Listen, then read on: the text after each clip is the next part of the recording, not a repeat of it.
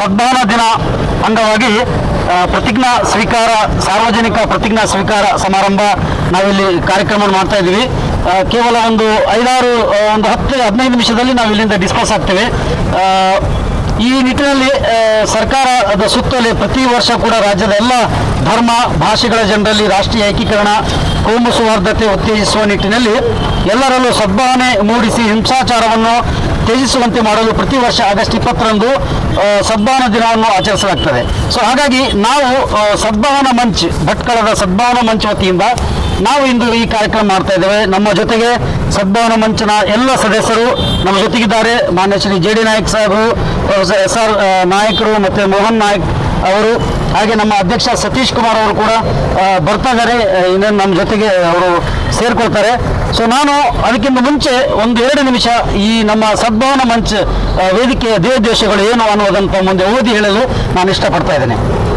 ಇದರ ಉದ್ದೇಶಗಳು ಹೀಗಿದ್ದಾವೆ. ನಗರದಲ್ಲಿ ಶಾಂತಿ ಸೌಹಾರ್ದತೆಯ ವಾತಾವರಣ ನೆಲೆನಿಲ್ಲಿಸಲು ಪ್ರಯತ್ನಿಸುವುದು, ವಿವಿಧ ಮತ ಧರ್ಮಗಳವರು ತಮ್ಮ ವಿಚಾರಗಳನ್ನು ಹಾಗೂ ಧರ್ಮದ ಉದಾತ್ತ ಅಂಶಗಳಂತೆ ಜೀವಿಸುವಂತೆ ಪ್ರೇರೇಪಿಸುವುದು, ಹಬ್ಬ ಹರಿದಿನಗಳಲ್ಲಿ ನಡೆಯುವ ಜಾತ್ರೆ ಉತ್ಸವಾದಿ ಕಾರ್ಯಕ್ರಮಗಳು ಶಾಂತಿಪೂರ್ಣವಾಗಿ ನಡೆಯುವಂತೆ ಪ್ರಯತ್ನಿಸುವುದು ಹಾಗೂ ಸೌಹಾರ್ದ ಸಭೆಗಳನ್ನು ಏರ್ಪಡಿಸುವಂಥದ್ದು, ವಿವಿಧ ಮತ ಧರ್ಮಗಳವರು ತಮ್ಮ ಧರ್ಮಗಳನ್ನು ಅರಿಯೋದರ ಜೊತೆಗೆ ಇತರ ಧರ್ಮಗಳ ಬಗ್ಗೆಯೂ ಕೂಡ ಅಧ್ಯಯನ ಮಾಡಬೇಕು, ಅವರನ್ನು ಪ್ರೇರೇಪಿಸುವಂತಾಗಬೇಕು ಅಂತೇಳಿ ವಿಚಾರಧಾರೆಗಳು ಆರೋಗ್ಯಪೂರ್ಣ ಚರ್ಚೆ ಸಂವಾದಗಳ ಮೂಲಕ ಪರಸ್ಪರ ಅರಿವಂತೆ ಮಾಡುವಂಥದ್ದು ಕೂಡ ಇದರ ಉದ್ದೇಶಗಳಲ್ಲಿ ಸೇರಿದೆ. ಶಾಂತಿ ಸೌಹಾರ್ದತೆಯನ್ನು ಕೆಡಿಸುವಂಥ ಪ್ರಯತ್ನಿಸುವವರನ್ನು ಭೇಟಿಯಾಗಿ ಅವರನ್ನು ಮನವೊಲಿಸಿ ಅವರಿಗೆ ತಿಳಿ ಹೇಳುವಂಥ ಕೆಲಸ ಕೂಡ ನಮ್ಮ ಈ ಸದ್ಭಾವನಾ ಮಂಚ್ ವೇದಿಕೆಯಿಂದ ನಡೀತಾ ಇದೆ. ಹಾಗೆ ಸಮಾಜದ ಬಡ ದುರ್ಬಲ ವರ್ಗಗಳು, ವಿಧವೆಯರು, ಅನಾಥರು ಹಾಗೂ ನಿರಾಶ್ರಿತರಿಗೆ ನೆರವಾಗುವುದು ಕೂಡ ನಮ್ಮ ಈ ಉದ್ದೇಶಗಳಲ್ಲಿ ಒಂದಾಗಿದೆ. ಈ ವೇದಿಕೆಯ ಧ್ಯೇಯೋದ್ದೇಶಗಳೊಂದಿಗೆ ಸಹಮತವಿರುವ ಸಂಘಟನೆಗಳೊಂದಿಗೆ ಸಂಬಂಧವಿರುವಂಥದ್ದು, ಹಾಗೆ ಉನ್ನತ ಅಧಿಕಾರಿಗಳನ್ನು ಅತ್ಯುತ್ತಮ ಬಾಂಧವ್ಯ ನಡೆಸಿಕೊಳ್ಳುವಂಥದ್ದು, ಉದಾಹರಣೆಗೆ ಜಿಲ್ಲಾಧಿಕಾರಿಗಳು, ಜಿಲ್ಲಾ ಪೊಲೀಸ್ ಅಧೀಕ್ಷಕರು, ತಾಲೂಕು ಆಡಳಿತಗಾರರು ಇತ್ಯಾದಿ ಇವರೆಲ್ಲರ ಜೊತೆಗೆ ನಾವು ಉತ್ತಮವಾಗಿ ಸಂಬಂಧವನ್ನು ಇಟ್ಟುಕೊಂಡು ಬಾಂಧವ್ಯವನ್ನು ಬೆಳೆಸಿಕೊಂಡು ಸೌಹಾರ್ದಕ್ಕಾಗಿ ಸಮಾಜದಲ್ಲಿ ಪ್ರಯತ್ನಿಸುವಂಥ ಕೆಲಸವನ್ನು ಮಾಡ್ತಾ ಇದ್ದೇವೆ. ಬಂಧುಗಳೇ, ಈ ದಿನದ ಒಂದು ವಿಶೇಷ ಏನಂತಂದರೆ 20ನೇ ಆಗಸ್ಟ್ ಇಡೀ ದೇಶಾದ್ಯಂತ ಸದ್ಭಾವನಾ ದಿನವನ್ನಾಗಿ ಆಚರಣೆ ಮಾಡ್ತದೆ. ಪ್ರತಿಯೊಂದು ಅಧಿಕಾರಿಗಳ ಮಟ್ಟದಲ್ಲಿ, ಪ್ರತಿಯೊಂದು ಕಾರ್ಯಾಲಯಗಳಲ್ಲಿ ಸದ್ಭಾವನಾ ಪ್ರತಿಜ್ಞೆಯನ್ನು ಕೂಡ ಮಾಡಲಾಗ್ತದೆ. ನಾನು ಇಲ್ಲಿ ಸಾರ್ವಜನಿಕವಾಗಿ ನಿಮ್ಮ ಜೊತೆಗೆ ಪ್ರತಿಜ್ಞೆಯನ್ನು ಮಾಡುತ್ತಾ ಇಲ್ಲಿ ಎಲ್ಲರೂ ಸೇರಿದಂಥವರು ಕೂಡ ತಮ್ಮ ಒಂದು ಕೈಯನ್ನು ಮುಂದೆ ಇಟ್ಟು ಆಮೇಲೆ ನಾನು ಹೇಳಿದಂತೆ ರಿಪೀಟ್ ಮಾಡಬೇಕು. ಪ್ರತಿಜ್ಞೆ ವಿಧಿಯನ್ನು ನಾವು ಬೋಧನೆ ಮಾಡ್ತಾ ಇದ್ದೀವಿ ಇಲ್ಲಿ. ಅದರ ಪ್ರಕಾರ ತಾವುಗಳು ಕೂಡ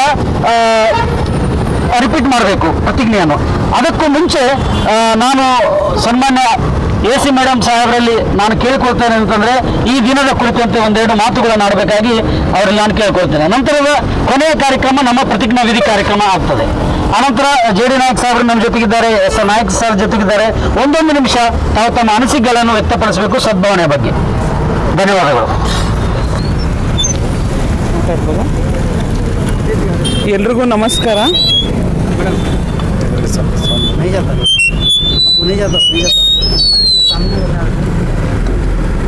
ಈ ದಿನ ಏನು ನಾವು ಆಗಸ್ಟ್ 20ನೇ ತಾರೀಕು ದೇಶದಾದ್ಯಂತ ಸದ್ಭಾವನಾ ದಿವಸವನ್ನು ಆಚರಣೆ ಮಾಡಬೇಕು ಅಂತ ಪ್ರತಿಜ್ಞಾ ವಿಧಿ ಕೂಡ ಅದನ್ನು ನೆರವೇರಿಸಬೇಕು ಅಂತ ಇರ್ತದೆ ಸರ್ಕಾರದಂತ ಇದರಲ್ಲಿ. ಹಾಗಾಗಿ ಎಲ್ಲ ಸರ್ಕಾರಿ ಕಚೇರಿಗಳಲ್ಲಿ ಕೂಡ ಇದೇ ರೀತಿ ಪ್ರತಿಜ್ಞಾ ರೀತಿಯನ್ನು ತಗೊಂಡು ಆ ಪ್ರತಿಜ್ಞಾ ವಿಧಿಯಲ್ಲಿ ಇರುವಂಥ ಎಲ್ಲ ಅಂಶಗಳನ್ನು ಪಾಲಿಸಬೇಕು ಹಾಗೂ ಸಮುದಾಯದ ಮಧ್ಯೆ ಎಲ್ಲ ಸೌಹಾರ್ದತೆ ಕಾಪಾಡ್ಕೋಬೇಕು, ಜಾತಿ ಮತ ಭೇದ ಭಾವ ಎಲ್ಲರೂ ಐಕ್ಯತೆಯಿಂದ ಇರಬೇಕು ಅನ್ನೋ ಒಂದು ಸಾರಾಂಶದೊಂದಿಗೆ ಈ ದಿನನ ಆಚರಣೆ ಮಾಡಬೇಕು ಅಂತಿರೋದು. ಸೊ ಇವತ್ತು ನನಗೆ ಸಾರ್ವಜನಿಕವಾಗಿ ಈ ಒಂದು ಅವಕಾಶ ಕಲ್ಪಿಸ್ಕೊಟ್ಟಿರ್ತಾರೆ. MR ಮಾನ್ವಿ ಅವರು ಕೂಡ ನನಗೆ ದೂರವಾಣಿ ಮುಖಾಂತರ ಕಾಲ್ ಮಾಡಿ, ಮೇಡಮ್ ಈ ರೀತಿ ನೀವು ಸರ್ಕಾರದಲ್ಲೂ ಒಂದು ಇದರಲ್ಲಿ ಪದಾಧಿಕಾರಿಯಾಗಿ ತೊಗೊಂಡಿರ್ಬೋದು, ಬಟ್ ಸಾರ್ವಜನಿಕವಾಗಿ ನಾವು ಎಲ್ರಿಗೂ ಒಂದು ಸಂದೇಶ ಕೊಡಬೇಕು ಅನ್ನೋದಾಗಿ ಈ ಥರ ಒಂದು ಎಲ್ರಿಗೂ ತಿಳಿಯೋ ರೀತಿಯಲ್ಲಿ ಮತ್ತು ಸುಮಾರು ಜನಕ್ಕೆ ಕೆಲವೊಂದು ಕಚೇರಿಗಳಲ್ಲಿ ಮಾತ್ರ ಇರುವಂಥದ್ದಾಗಿರ್ಬೋದು, ಬಟ್ ಹಾಗಾಗಿ ಒಂದು ಸಾರ್ವಜನಿಕ ಸ್ಥಳಗಳಲ್ಲಿ ನಿಂತು ನಾವು ಈ ಸಂದೇಶನ ಈ ಪ್ರತಿಜ್ಞಾ ವಿಧಿ ರೀತಿ ತೊಗೊಂಡ್ರೆ ಅದ್ರ ಬಗ್ಗೆ ಸಾಕಷ್ಟು ಇನ್ನೂ ಹಲವಾರು ಜನಕ್ಕೆ ಮುಟ್ಟುತ್ತೆ, ತಲುಪಬಹುದು ಅಂತ ಹೇಳಿದ್ರು. ಹಾಗಾಗಿ ಖಂಡಿತ ಬರ್ತೀನಿ ನಾನು. ಎಲ್ಲ ಸಮುದಾಯ ವರ್ಗದ ಮಿತ್ರರಿಗೂ ಮತ್ತು ಎಲ್ರಿಗೂ ಈ ಒಂದು ಏನು ಧ್ಯೇಯೋದ್ದೇಶ ಇದೆ ತಮ್ಮ ಮುಖಾಂತರ ಮಾಡ್ತಿದ್ದೀರಾ, ಇನ್ನೂ ಸಾಕಷ್ಟು ಇದ್ರ ಬಗ್ಗೆ ತಾವೇನೆಲ್ಲ ಮಾಡ್ಬೋದು ಈ ಥರ ಕ್ರಿಯಾಶೀಲತೆಯಿಂದ ಮಾಡುವಂಥದ್ದು ತುಂಬ ಮೆಚ್ಚುಗೆಯನ್ನು ನಾನು ಕೂಡ ಇದಕ್ಕೆ ಸೂಚಿಸ್ತೀನಿ. ಸೊ ನಾನು ಈ 2 ಮಾತುಗಳನ್ನ ನಾನು ಮುಗಿಸ್ತೇನೆ. Thank you. Professor S R ನಾಯಕರಿದ್ದಾರೆ, ಅವರು ಕೂಡ 1 ನಿಮಿಷ ಸರ್, 1 ನಿಮಿಷ ಮಾತಾಡಬೇಕು, 1ರಿಂದ 2 ನಿಮಿಷ. ಎಲ್ಲರಿಗೂ ಸದಾಚರಣೆ ಅಂದರೆ ಅದು ಹೆಸರೇ ಸೂಚಿಸುವ ಹಾಗೆ ಒಳ್ಳೆಯ ಭಾವನೆಯನ್ನು ನಾವು ಇಟ್ಕೊಳ್ಬೇಕು. ಸಾಮಾನ್ಯವಾಗಿ ಈ ದಿನಗಳಲ್ಲಿ ಎಲ್ಲದರಲ್ಲೂ ಕಲಬೆರಕೆ ಇರುವುದನ್ನು ನಾವು ಕಾಣ್ತೀವಿ. ಒಂದು ವಸ್ತುವಿನಲ್ಲಿ, ಎಣ್ಣೆಯಲ್ಲಿರ್ಬೋದು, ಹಿಟ್ಟಿನಲ್ಲಿರ್ಬೋದು, ಇಂಥ ಒಂದು ಕಲಬೆರಕೆ ಇದೆ. ಆದರೆ ಇವತ್ತು ಇದು ಏನಾಗಿದೆ ಅಂದರೆ ವಿಚಾರಗಳಲ್ಲೂ ಕಲಬೆರಕೆ ಇದೆ, ಭಾವನೆಗಳಲ್ಲೂ ಕಲಬೆರಕೆ ಇದೆ. ಹಾಗಾಗಿ ನಾವು ಬೇರೆ ಬೇರೆ ಎನ್ನುವಂಥ ಒಂದು ಭಾವನೆಯನ್ನು ಹೋಗಲಾಡಿಸ್ಕೊಂಡು ನಾವೆಲ್ಲ ಒಂದು ಎನ್ನುವಂಥ ಭಾವನೆಯನ್ನು ಇಟ್ಕೊಳ್ಬೇಕು. ಇತ್ತಿತ್ತಲಾಗಿ ಇಡೀ ಜಗತ್ತಿನಲ್ಲಿ, ನಮ್ಮ ದೇಶ ಅಂತಲೇ ಅಲ್ಲ, ಇಡೀ ಜಗತ್ತಿನಲ್ಲಿ ಜಾತಿ, ಧರ್ಮ, ಕೋಮು, ಲಿಂಗಭೇದ, ಮೇಲು ಕೀಳು ಇತ್ಯಾದಿ ಭಾವನೆಗಳಿಂದ ಹೊಡೆದಾಡ್ತಾ ಇದ್ದದನ್ನು ನಾವು ನೋಡ್ತಾ ಇದ್ದೀವಿ. ಆ ಒಂದು ವೈರುಧ್ಯಗಳನ್ನೆಲ್ಲ ನಾವು ಹೋಗಲಾಡಿಸಿಕೊಂಡು ಮಾನವೀಯ ಒಂದು ನೆಲೆಯಲ್ಲಿ ಮಾನವೀಯ ಮೌಲ್ಯಗಳನ್ನು ನಾವೆಲ್ಲ ಕ್ರೋಢೀಕರಿಸಿಕೊಂಡು ನಾವೆಲ್ಲ ಮನುಷ್ಯರು ಎನ್ನುವಂಥ ಒಂದು ಭಾವನೆಯನ್ನು ಇಟ್ಟುಕೊಂಡು ನಾವೆಲ್ಲ ಒಳ್ಳೆಯ ಭಾವನೆಗಳನ್ನು ಬೆಳೆಸಿಕೊಂಡು ನಮ್ಮಲ್ಲಿ ಯಾವುದೇ ಭಿನ್ನಾಭಿಪ್ರಾಯಗಳಿದ್ದರೂ ಆ ಭಿನ್ನಾಭಿಪ್ರಾಯಗಳನ್ನು ಇಟ್ಟುಕೊಂಡೇ ನಾವೆಲ್ಲ ಒಂದು ಎನ್ನುವಂಥ ಅಭಿಪ್ರಾಯವನ್ನು ಮೂಡಿಸಿಕೊಂಡು ಮುಂದಿನ ದಿನಗಳಲ್ಲಿ ಸದೃಢ ಭಾರತವನ್ನು ಕಟ್ಟಬೇಕು ಎನ್ನುವಂಥ ಒಂದು ಧ್ಯೇಯೋದ್ದೇಶವನ್ನು ಇಟ್ಟುಕೊಂಡು ದಿವಂಗತ ಪ್ರಧಾನಿ ರಾಜೀವ್ ಗಾಂಧಿಯವರ ಒಂದು ಜನ್ಮದಿನದ ಪ್ರಯುಕ್ತ ಈ ಸದ್ಭಾವನಾ ದಿನಾಚರಣೆಯನ್ನು ಆಚರಿಸ್ತಾ ಇದ್ದೀವಿ. ನಾವು ಎಲ್ಲರೂ ಒಟ್ಟಾಗಿ ಭಾರತೀಯರಾಗಿ ಏಕತೆಯಿಂದ ನಾವೆಲ್ಲ ಇರೋಣ ಎನ್ನುವ ಒಂದು ಸಂದೇಶವನ್ನು ನಾನು ಈ ಸಂದರ್ಭದಲ್ಲಿ ನೀಡುತ್ತಾ ಈ ಒಂದು ಅವಕಾಶವನ್ನು ಮಾನವೀಯವರು ಮಾಡಿಕೊಟ್ರು. ಜೊತೆಗೆ ನಮ್ಮ ಅಂಜುಮನ್ ಕಾಲೇಜಿನ NSS ಘಟಕ ಮತ್ತು NSS ಸ್ವಯಂ ಸೇವಕರು ಸಹಿತ ಈ ಒಂದು ಕಾರ್ಯಕ್ರಮದಲ್ಲಿ ಪಾಲ್ಗೊಂಡು ಇದರ ಯಶಸ್ಸಿಗೆ ಸಹಕರಿಸ್ತಾ ಇದ್ದಾರೆ. ಎಲ್ಲರಿಗೂ ವಂದಿಸಿ ನನ್ನ ಮಾತುಗಳನ್ನು ಮುಗಿಸ್ತಾ ಇದ್ದೀನಿ. ಈಗ ಮಾನ್ಯ ಶ್ರೀ JD ನಾಯಕರವರು ನಮ್ಮ ಜೊತೆಗಿದ್ದಾರೆ. ಅವರು 1-2 ನಿಮಿಷ, 1-2 ನಿಮಿಷ ಸರ್, ಜಾಸ್ತಿ ಬೇಡ.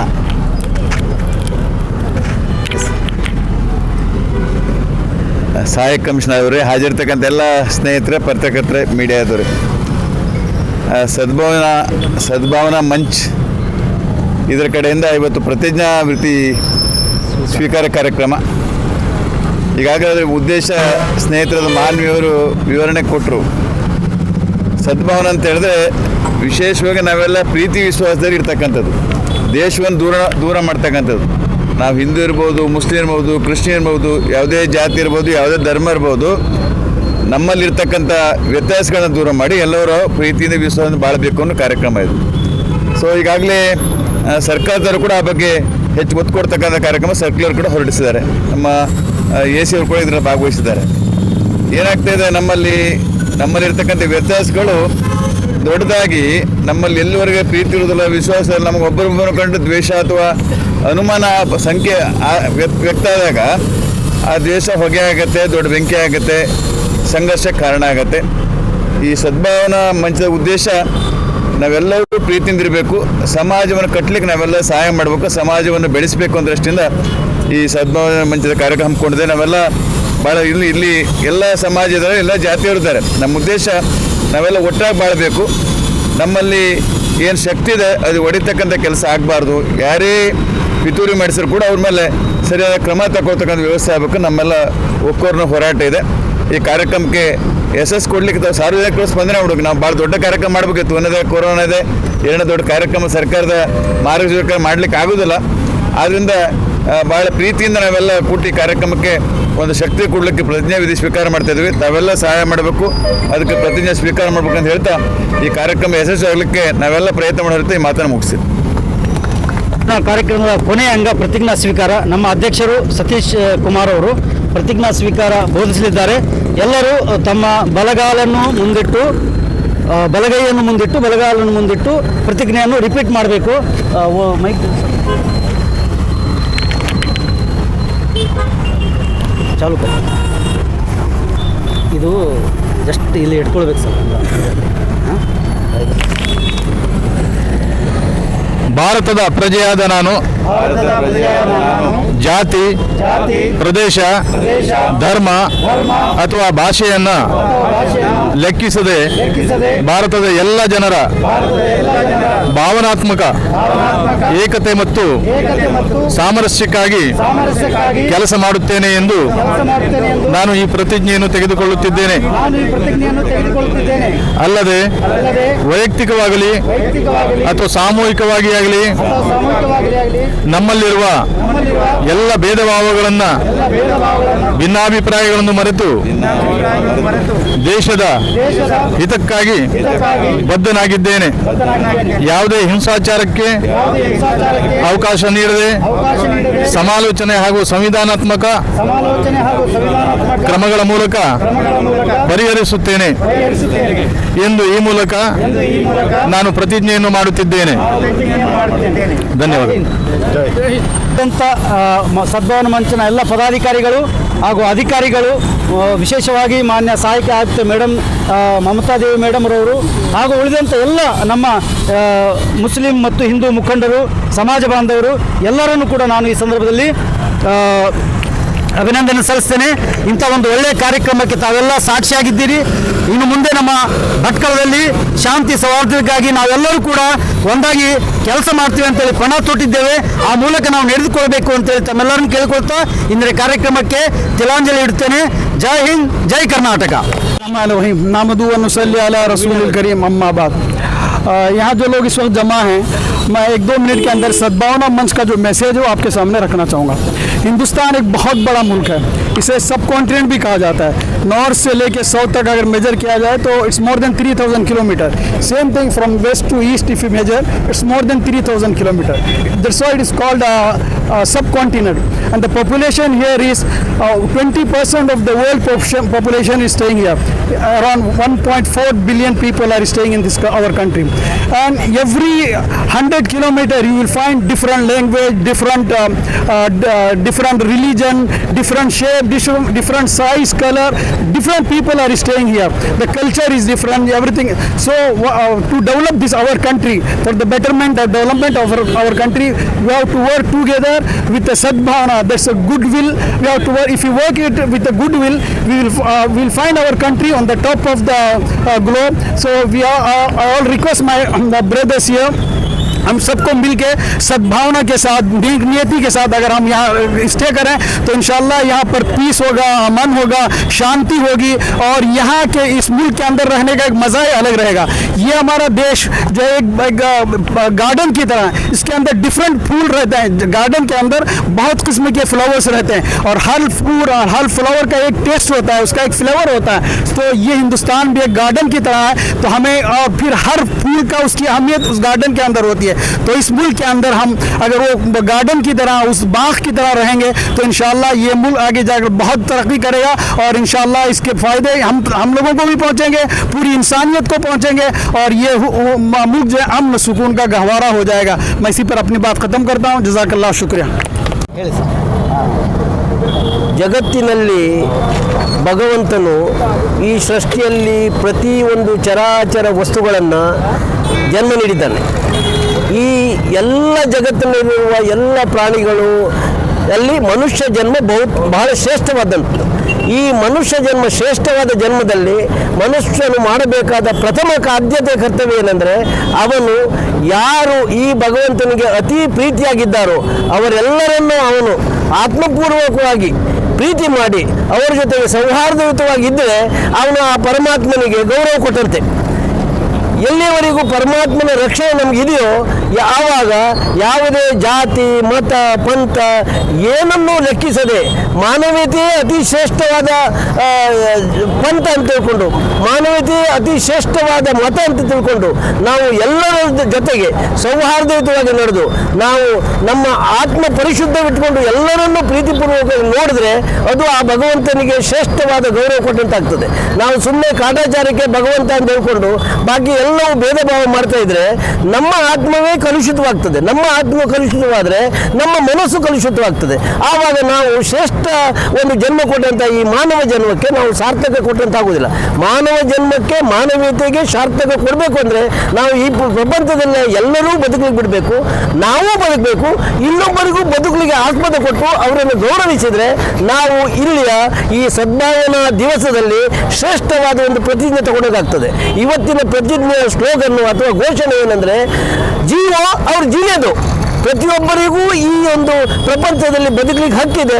ಅವರ ಹಕ್ಕಿನಲ್ಲಿ ಅವರು ಬದುಕೊಳ್ಳಿ, ಅವ್ರು ಬಾಳು ಮಾಡಲಿ, ಅವರಿಗೂ ದೇವರ ರಕ್ಷಣೆ ಇದೆ, ನಮಗೂ ದೇವರ ರಕ್ಷಣೆ ಇದೆ, ಅವರು ಬದುಕಲಿ ನಾವು ಬದುಕಲಿ ಅಂತ ಸೌಹಾರ್ದಯುತವಾಗಿ ಬದುಕೊಂಡು ಎಲ್ಲರೂ ಶಾಂತಿ ಪ್ರಿಯರಾಗಿ ಈ ಒಂದು ಭಾರತ ಭೂಮಿಗೆ ಇಷ್ಟು ವರ್ಷ ಆಯಿತು, ಎಷ್ಟಂತ ಜನಗಳೆಲ್ಲ ಬಂದು ಈ ಭಾರತವನ್ನು ಆಳು ಹೋದ್ರು, ಲೂಟಿ ಮಾಡೋದ್ರು, ಎಲ್ಲ ಮಾಡೋದ್ರು. ಆದರೆ ಇದು ಶ್ರೇಷ್ಠತೆಯಲ್ಲಿ ಅನೇಕತೆಯಲ್ಲಿ ಏಕತೆ ಇದ್ದು ಎಲ್ಲರೂ ಒಂದಾಗಿರುವುದರಿಂದ ಯಾರೇ ಈ ಭಾರತವನ್ನು ಲೂಟಿ ಮಾಡಿದ್ರು ಭಾರತವು ಸರ್ವಶ್ರೇಷ್ಠವಾಗಿದೆ.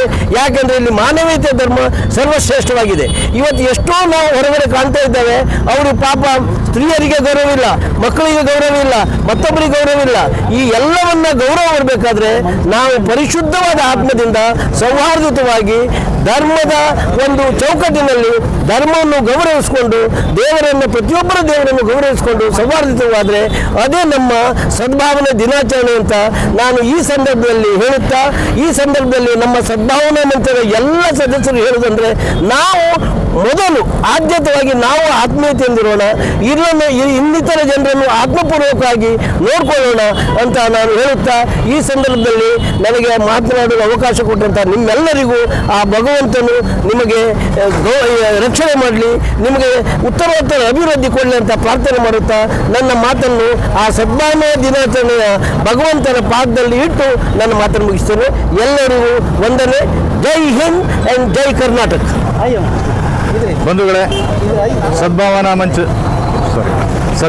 ಮಂಚ್ ಇದು ನಮ್ಮ ಭಟ್ಕಳ ತಾಲೂಕಿನಲ್ಲಿ ಕೆಲವು ತಿಂಗಳ ಹಿಂದೆ ಆರಂಭಗೊಂಡಂಥ ಒಂದು ವೇದಿಕೆ. ಈ ವೇದಿಕೆ ಮುಖಾಂತರವಾಗಿ ಇವತ್ತು ಸದ್ಭಾವನಾ ವೇದಿಕೆ ಮುಖಾಂತರವಾಗಿ ನಾವು ಸದ್ಭಾವನಾ ದಿನಾಚರಣೆಯನ್ನು ಆಚರಣೆ ಮಾಡಬೇಕು ಅನ್ನುವಂಥ ಒಂದು ನಿರ್ಣಯವನ್ನು ಇವತ್ತು ಬೆಳಿಗ್ಗೆ ನಾವು ಕೈಗೊಂಡಂಥ ನಿರ್ಣಯ. ಆದಾಗ್ಯೂ ಕೂಡ ಎಲ್ಲ ಸರ್ಕಾರಿ ಅಧಿಕಾರಿಗಳಿರ್ಬೋದು ಅಥವಾ ಸಾರ್ವಜನಿಕರು ಇರ್ಬೋದು ಈ ಒಂದು ಕಾರ್ಯಕ್ರಮಕ್ಕೆ ಸಹಕಾರವನ್ನು ನೀಡಿದ್ದಾರೆ. ಸದ್ಭಾವನಾ ಮಂಚಿನ ಅತ್ಯಂತ ಪ್ರಮುಖವಾದ ಕಾರ್ಯನೇ ಈ ನಮ್ಮ ತಾಲೂಕಿನಲ್ಲಾಗಲಿ ಅಥವಾ ನಮ್ಮ ಈ ವ್ಯವಸ್ಥೆಯಲ್ಲಿ ಸಾಮಾಜಿಕ ವ್ಯವಸ್ಥೆಯಲ್ಲಿ ಸದ್ಭಾವನೆಯನ್ನು ಮೂಡಿಸಬೇಕು. ಪರಸ್ಪರ ಬೇರೆ ಬೇರೆ ಕೋಮುಗಳು ಅಥವಾ ಹಿಂದೂ, ಮುಸ್ಲಿಂ, ಕ್ರಿಶ್ಚಿಯನ್ ಹೀಗೆ ಎಲ್ಲರಲ್ಲೂ ಸಹಿತ ಒಂದೇ ವೇದಿಕೆಯಲ್ಲಿ ತರಬೇಕು. ಎಲ್ಲರಲ್ಲೂ ಸಹಿತ ಒಂದು ಸದ್ಭಾವನೆ ಮೂಡಿಸಬೇಕು ಮತ್ತು ನಾವು ಏಕತೆಯಲ್ಲಿ ನಾವು ಬಾಳಬೇಕು. ವಿವಿಧತೆಯಲ್ಲಿ ಏಕತೆಯನ್ನು ಕಾಣುವಂಥ ನಮ್ಮ ಈ ರಾಷ್ಟ್ರದಲ್ಲಿ ನಾವು ಎಲ್ಲರೂ ಸಹಿತ ಏಕತೆಯಿಂದ ನಾವು ಬಾಳಬೇಕು ಅನ್ನುವಂಥ ಒಂದು ನಿಟ್ಟಿನೊಳಗೆ ಈ ಕಾರ್ಯಕ್ರಮವನ್ನು ಹಮ್ಮಿಕೊಂಡಿದ್ದಾರೆ. ಭಾರತ ಸರ್ಕಾರದ ಬಹು ಮುಖ್ಯವಾದಂಥ ಈ ಒಂದು ಕಾರ್ಯಕ್ರಮ ಕೇವಲ ಕಾಟಾಚಾರದ ಕಾರ್ಯಕ್ರಮವಾಗಿರದೆ ಸರ್ಕಾರದ ಮಟ್ಟದಲ್ಲಿ ನಡೆಯುವಂಥ ಕಾರ್ಯಕ್ರಮವಾಗಿರದೆ ಇದು ಸಾರ್ವಜನಿಕ ರಂಗದಲ್ಲೂ ಸಹಿತ ಇದು ಒಳಗೊಳ್ಳಬೇಕು ಮತ್ತು ಎಲ್ಲ ಸಾರ್ವಜನಿಕರು ಸಹಿತ ಈ ಕಾರ್ಯಕ್ರಮದಲ್ಲಿ ಪಾಲ್ಗೊಳ್ಳುವ ಮೂಲಕವಾಗಿ ಇಡೀ ನಮ್ಮ ದೇಶದಲ್ಲಿ ಈ ಸದ್ಭಾವನೆ ವಿಸ್ತರಣೆ ಆಗಬೇಕು, ಸದ್ಭಾವನೆ ಬೆಳಿಬೇಕು ಅನ್ನುವಂಥ ಒಂದು ಮಹತ್ವದ ಉದ್ದೇಶದಿಂದ ಈ ಕಾರ್ಯಕ್ರಮವನ್ನು ಪ್ರೀತಿಯಿಂದಿರಬೇಕು.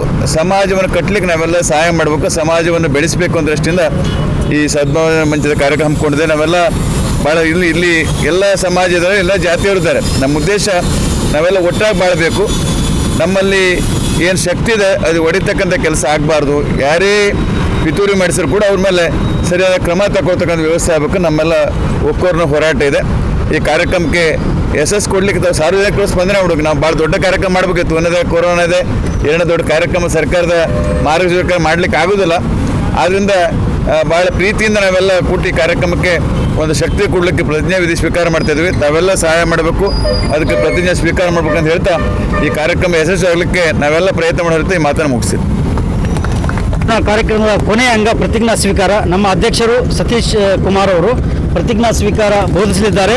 ಎಲ್ಲರೂ ತಮ್ಮ ಬಲಗಾಲನ್ನು ಮುಂದಿಟ್ಟು ಬಲಗೈಯನ್ನು ಮುಂದಿಟ್ಟು ಬಲಗಾಲನ್ನು ಮುಂದಿಟ್ಟು ಪ್ರತಿಜ್ಞೆಯನ್ನು ರಿಪೀಟ್ ಮಾಡಬೇಕು.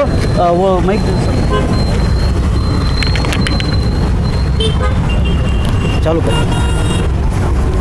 ಇದು ಜಸ್ಟ್ ಇಲ್ಲಿ ಇಟ್ಕೊಳ್ಬೇಕು ಸರ್. ಭಾರತದ ಪ್ರಜೆಯಾದ ನಾನು ಜಾತಿ ಪ್ರದೇಶ ಧರ್ಮ ಅಥವಾ ಭಾಷೆಯನ್ನ ಲೆಕ್ಕಿಸದೆ ಭಾರತದ ಎಲ್ಲ ಜನರ ಭಾವನಾತ್ಮಕ ಏಕತೆ ಮತ್ತು ಸಾಮರಸ್ಯಕ್ಕಾಗಿ ಕೆಲಸ ಮಾಡುತ್ತೇನೆ ಎಂದು ನಾನು ಈ ಪ್ರತಿಜ್ಞೆಯನ್ನು ತೆಗೆದುಕೊಳ್ಳುತ್ತಿದ್ದೇನೆ. ಅಲ್ಲದೆ ವೈಯಕ್ತಿಕವಾಗಲಿ ಅಥವಾ ಸಾಮೂಹಿಕವಾಗಿ ಆಗಲಿ ನಮ್ಮಲ್ಲಿರುವ ಎಲ್ಲ ಭೇದ ಭಾವಗಳನ್ನು ಭಿನ್ನಾಭಿಪ್ರಾಯಗಳನ್ನು ಮರೆತು ದೇಶದ ಹಿತಕ್ಕಾಗಿ ಬದ್ಧನಾಗಿದ್ದೇನೆ. ಯಾವುದೇ ಹಿಂಸಾಚಾರಕ್ಕೆ ಅವಕಾಶ ನೀಡದೆ ಸಮಾಲೋಚನೆ ಹಾಗೂ ಸಂವಿಧಾನಾತ್ಮಕ ಕ್ರಮಗಳ ಮೂಲಕ ಪರಿಹರಿಸುತ್ತೇನೆ ಎಂದು ಈ ಮೂಲಕ ನಾನು ಪ್ರತಿಜ್ಞೆಯನ್ನು ಮಾಡುತ್ತಿದ್ದೇನೆ. ಧನ್ಯವಾದ. ಸದ್ಭವನ ಮಂಚನ ಎಲ್ಲ ಪದಾಧಿಕಾರಿಗಳು ಹಾಗೂ ಅಧಿಕಾರಿಗಳು, ವಿಶೇಷವಾಗಿ ಮಾನ್ಯ ಸಹಾಯಕ ಆಯುಕ್ತ ಮೇಡಮ್ ಮಮತಾದೇವಿ ಮೇಡಮ್ ರವರು ಹಾಗೂ ಉಳಿದಂಥ ಎಲ್ಲ ನಮ್ಮ ಮುಸ್ಲಿಂ ಮತ್ತು ಹಿಂದೂ ಮುಖಂಡರು, ಸಮಾಜ ಬಾಂಧವರು ಎಲ್ಲರನ್ನೂ ಕೂಡ ನಾನು ಈ ಸಂದರ್ಭದಲ್ಲಿ ಅಭಿನಂದನೆ ಸಲ್ಲಿಸ್ತೇನೆ. ಇಂಥ ಒಂದು ಒಳ್ಳೆಯ ಕಾರ್ಯಕ್ರಮಕ್ಕೆ ತಾವೆಲ್ಲ ಸಾಕ್ಷಿಯಾಗಿದ್ದೀರಿ. ಇನ್ನು ಮುಂದೆ ನಮ್ಮ ಭಟ್ಕಳದಲ್ಲಿ ಶಾಂತಿ ಸೌಹಾರ್ದಕ್ಕಾಗಿ ನಾವೆಲ್ಲರೂ ಕೂಡ ಒಂದಾಗಿ ಕೆಲಸ ಮಾಡ್ತೀವಿ ಅಂತೇಳಿ ಪಣ ತೊಟ್ಟಿದ್ದೇವೆ. ಆ ಮೂಲಕ ನಾವು ನಡೆದುಕೊಳ್ಬೇಕು ಅಂತೇಳಿ ತಮ್ಮೆಲ್ಲರನ್ನು ಕೇಳಿಕೊಳ್ತಾ ಇಂದಿನ ಕಾರ್ಯಕ್ರಮಕ್ಕೆ ತಿಲಾಂಜಲಿ. हमसे जुड़े रहने के लिए हमारे चैनल फ़िक्र खबर टीवी को सब्सक्राइब करें, वीडियो को लाइक और शेयर करें। मज़ीद खबरों के लिए लॉगिन करें फ़िक्रखबर.com।